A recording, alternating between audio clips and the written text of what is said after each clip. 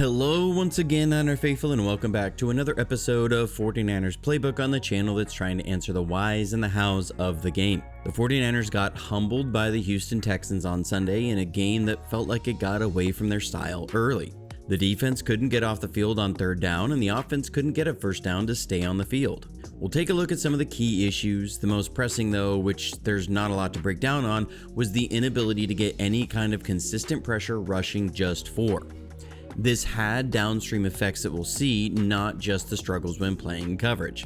But let's jump to the film and hug the cactus. You're watching Johnny Dell's Football Academy.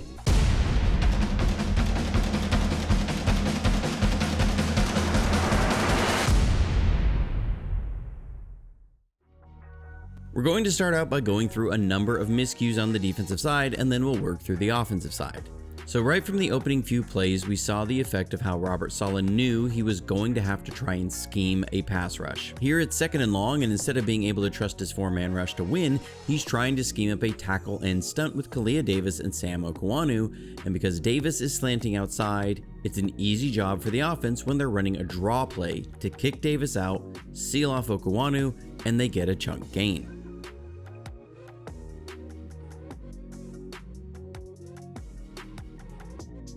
Then on third and long, because you struggle getting home with your front four and don't want to be susceptible to a draw play with a stunt, they're going to try and come with a pressure, coming with a 3-deep fire zone blitz. Houston is ready for it by keeping the running back in and having the tight end chip and release on the side the blitz is coming from, with a lion or double slant concept to the weak side.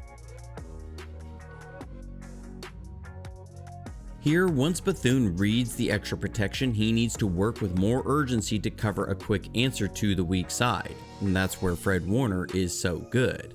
Second, even without Bethune making this play, Jair Brown has to be able to rally and make a play to stop it short of the line to gain. This is just too much space being allowed and not sound tackling. So you struggle playing zone and they got a number of plays, so now you're going to try and run man. We're in cover one man, and Bethune and Winters are playing back out to their side, and with whatever side the back isn't going out to dropping into a middle help zone. First, you have guys with incidental contact, and a couple of guys are just running wide open down the field. Second, Tatum Bethune gets way too aggressive, thinking Stroud is going to take off running, and completely abandons his man and gives up a huge gain.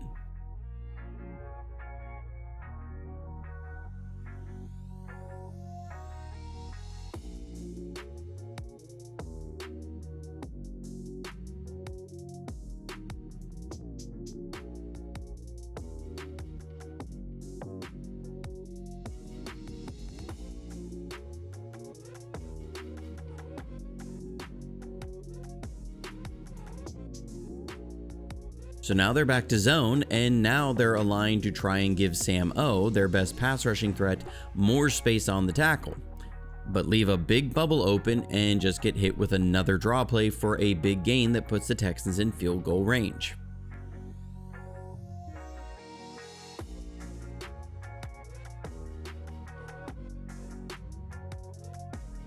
Then, on another third down, they're trying to use more coverage since they can't get home and are struggling with pressure, so they bring 3, drop 8, are in man with 2 short help defenders and 1 deep middle. Stout has to keep outside leverage, and there's 2 things here. 1, this is clearly offensive pass interference. 2, Stout shouldn't allow the receiver to get into his body, and he has to maintain outside leverage. You have 3 inside help defenders. Then you allow the Texans to get a big explosive in the passing game. So I'll set this up with that some other systems call this pairing of plays Yankee and Yankee sit. Kyle runs these plays as pairings together where you have burner, which is a play action pass where you'll run a pylon route paired with a high crossing route. And so the counter to that is called heat. So it's burner and heat. Instead of a pylon route, they'll run a field post. Instead of a high crossing route, it's a Miami route. So the naming system is burner to heat, Miami heat with the route variation. We're in cover 3 buzz, and the way Renardo Green is supposed to play this, once the Miami route sits, he's supposed to gain depth and look to locate any deep routes crossing the field, and he's laid on it. This looks to a lot of people that it's on Mustafa, but it's on Renardo Green. So then we give up a touchdown, and that's just too easy. So I'm not 100% sure on this, but this is our red zone cover 2, and the way it looks to me, Renardo Green should have matched the final number 1 after the number 2 went vertical, who's going to be matched by Mustafa.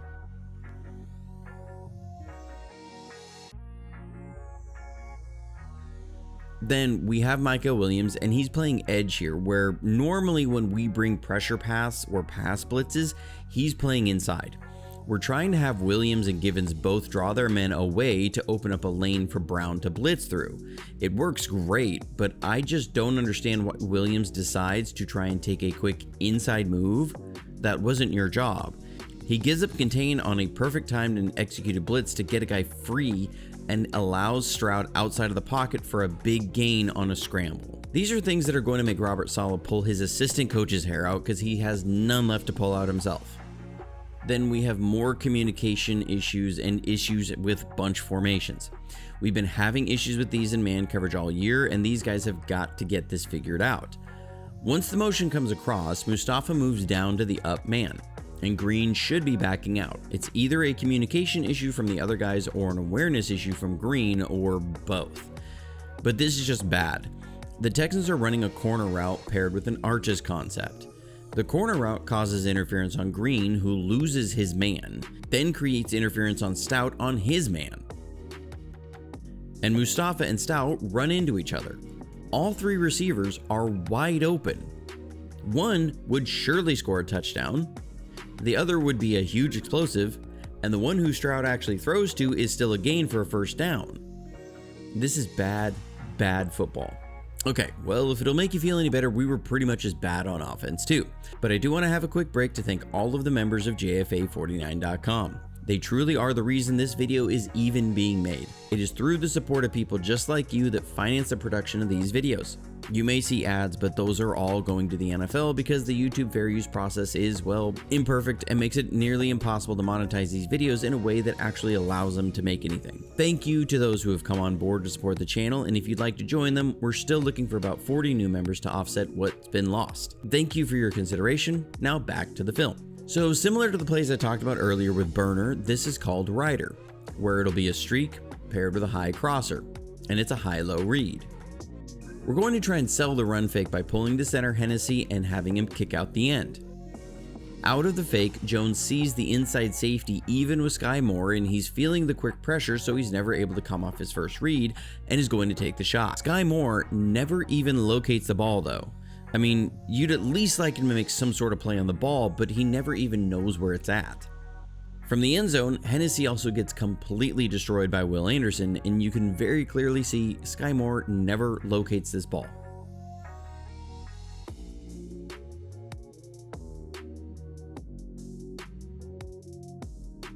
Then on third down, this is what the 49ers defense used to look like when you had Bryce Huff out there. This heavy pressure look isn't just about confusing the quarterback. It all works together when you have a great speed rusher off the edge. The way the offensive line is set up, McKivitz has to be ready to protect against possible pressure inside out. The line has to slide away from this. So if the Texans bring 3, Colton has to pick up the inside threat first, and Will Anderson will be left unblocked with Jones having to throw hot. But that means that McKivitz can't just bail out deep to play a speed rush from Will Anderson coming from his wide alignment. You can see McKivitz check pressure, then react, and Anderson's speed is just too much. So that's just not purely on McKivitz.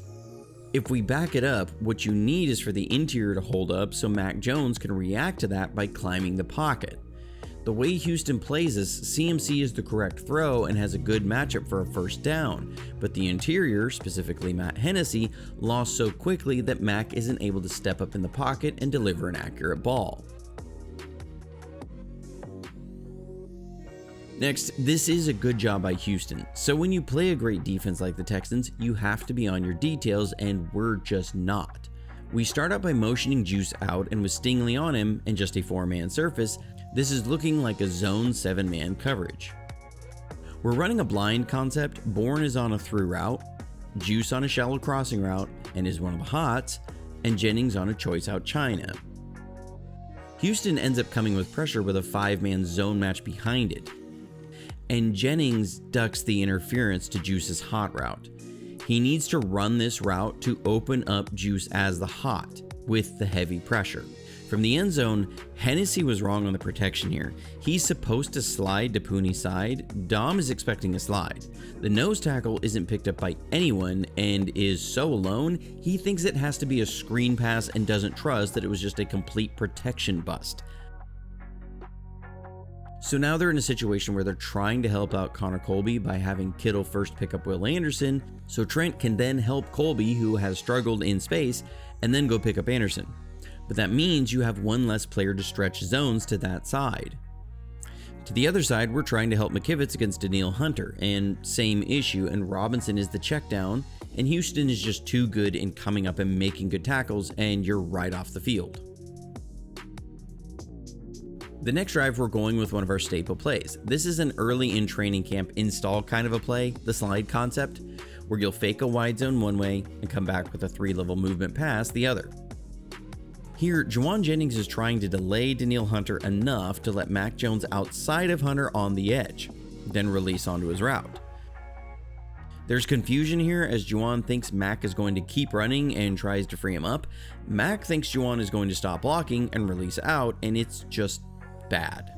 If you saw either of my preview podcast episodes, with a big shout out to the Houston Stressins, one thing I talked about in both was how I thought Kyle was going to try and isolate CMC on Al-Shaair over the middle when Houston was in cover 4. This is where having Mac Jones instead of Brock Purdy hurts.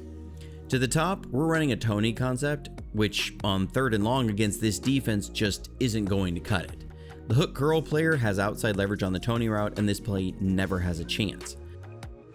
Over the middle, what you'd normally see from Brock Purdy is him looking off the safety to widen the space Al-Shaair would have to play in and hit CMC over the middle. They were able to finally do that late in the game in the 4th quarter and hit McCaffrey for a couple big gains.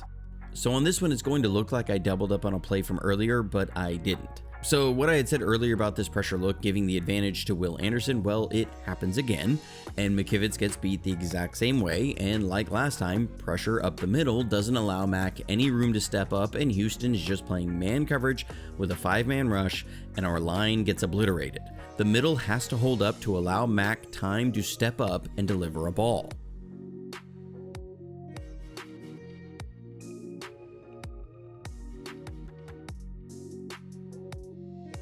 Then, to end the misery, the interception by Mac Jones. It's near the end of the game, and the Texans were just running their cover 4 each play, and were trying to hit a double move on the outside with a sluggo or slant and go to Juwan. The corner bites a little, but this is just a good reflection of the state of the team. Well, hope you learned something from the video. Like and subscribe if you haven't already, and be sure to hit the notifications button to be alerted to when a video goes live.